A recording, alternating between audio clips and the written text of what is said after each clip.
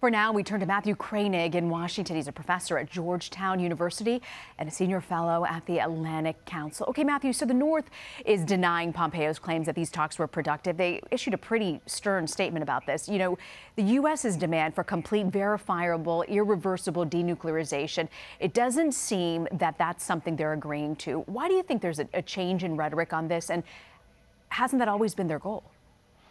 The U.S. goal and the international community's goal has always been the denuclearization of North Korea. I think the North Koreans went into this summit thinking that maybe they could have their cake and eat it too, that they could say some nice words about denuclearization, get relief from international pressure, and keep their nuclear and missile program in the end. And so I'm guessing in these meetings with Pompeo over the past few days, he made it very clear that the United States is serious and that we want to see real concrete progress toward denuclearization. So some of the North Koreans' hopes there may have been dashed. You know, this was Pompeo's third trip to North Korea. This time, though, he didn't meet with Kim Jong-un. Do you think we should read anything into that? I wouldn't read too much into that. Kim Jong-un and Donald Trump had a meeting, and then the goal after that was to have follow-on talks to work out the details. And so Pompeo did meet with his counterparts in North Korea at the same level. And so that's kind of what I was expecting to see following the summit, these working-level talks from the real experts and diplomats. When you're talking about denuclearization, you know, one of the issues they were trying to get at, the U.S. was destroying a missile engine plant. It doesn't seem like they've made progress on that. What do you make of that front? Well, it's one of the promises that the North Koreans have made, that they would destroy this missile engine site. But there are a lot of other steps the North Koreans are going to have to take as well. And if they're serious about denuclearization, they can take these steps in the coming weeks. Turning over warheads, turning over material for warheads, destroying, dismantling missiles. Many of these steps will not take long. So I think we'll see very soon whether North Korea is serious or whether they were just trying to play us in these negotiations. And, you know, not just denuclearization. The White House was trying to get back the remains of Americans who were killed in the Korean War that still remain in North Korea. They haven't seemed to make progress on that. I mean, just something as, I wouldn't say simple, but it's not on the level of denuclearization. Why do you think this isn't happening? Yeah. Well, there's been a meeting scheduled for July 12th that's supposed to be devoted exclusively to this issue of returning the remains of U.S. soldiers during the Korean War that were left in North Korea. So I think we'll have more evidence on that on July 12th. But everybody knew that this was going to take a lot of time, could take a year or more to actually denuclearize North Korea.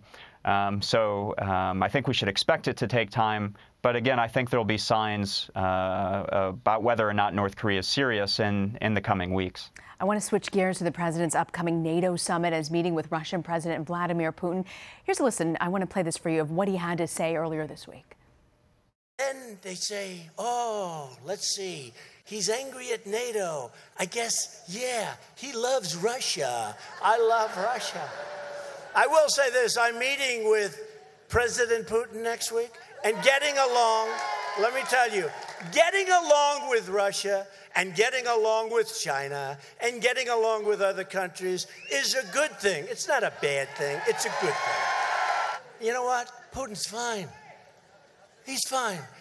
We're all fine. We're people. Will I be prepared? Totally prepared. I've been preparing for this stuff my whole life. They don't say that. They don't say that.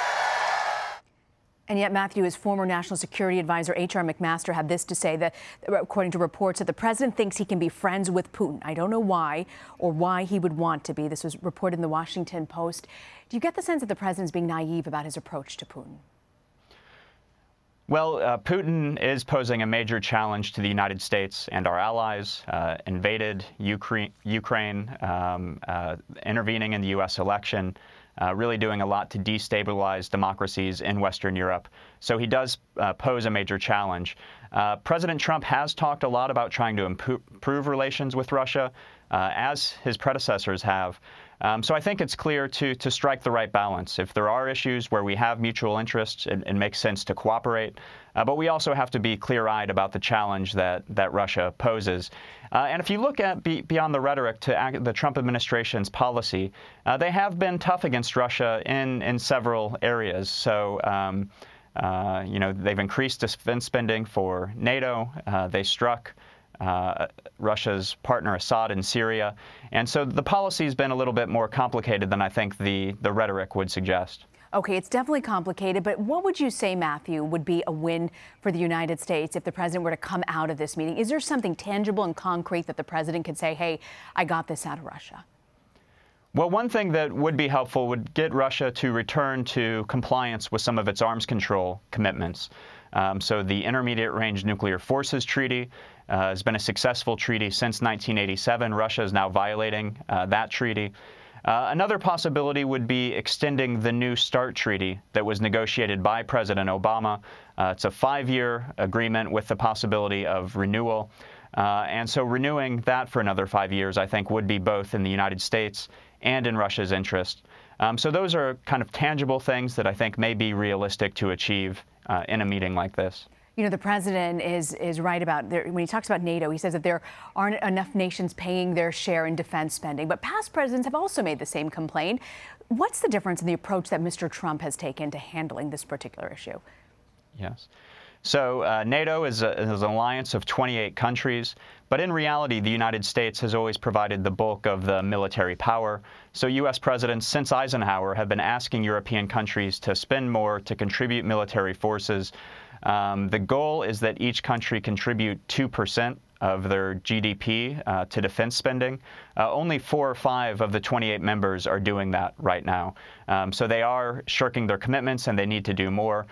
The Trump administration's approach has been different, though, in that he's been much more forceful and, I think in the rhetoric, much more confrontational in asking the Europeans to do more. And so that's, on one hand, I think ruffling a lot of feathers and rubbing people the wrong way. On the other hand, many European countries have begun to increase spending because of this pressure from Trump. All right, Matthew Kroenig, thank you for joining us. My pleasure. Thank you.